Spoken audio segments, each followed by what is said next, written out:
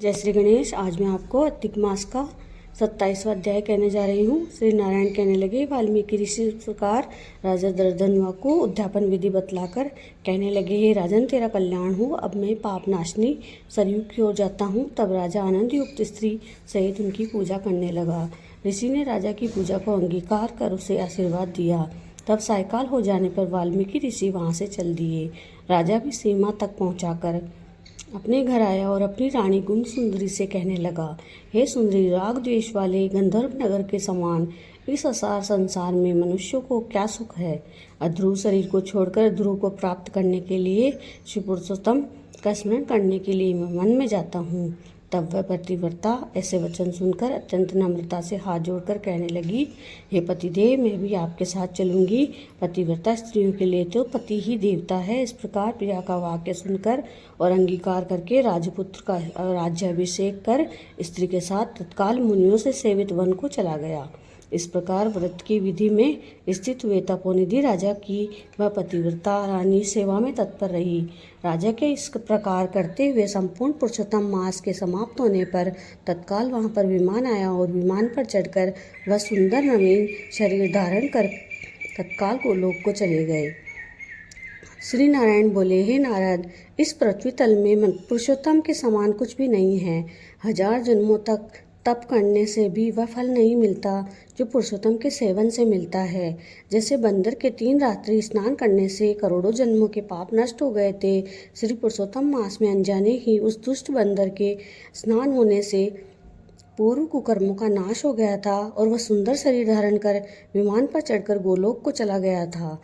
तपोनिधि, सब लोगों के हित के लिए वह कथा मेरे से कहिए कि उस बंदर ने 3 रात्रि कहाँ पर स्नान किया, वह बंदर कौन था, उसने क्या आहार किया, कहाँ उत्पन्न हुआ और उसके अनजाने ही पुरुषोत्तम मास में स्नान करने का क्या फल हुआ। श्री नारायण बोले, केरल देश में उत्पन्न अत्यंत लोभी एक ब्राह्मण था।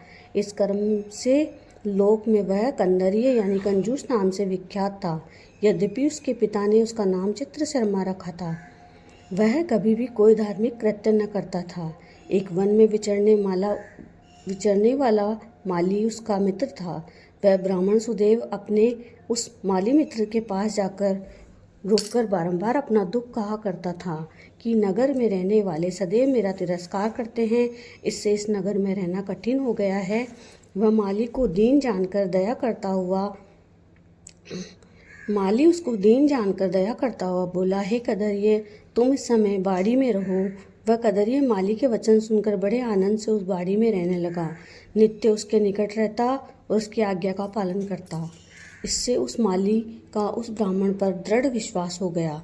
तब उस माली ने अत्यंत विश्वास से उस बाड़ी का उसको पति बनाकर सब प्रकार से बाड़ी की चिंता छोड़कर स्वयं राजमंदिर में नौकरी कर ली।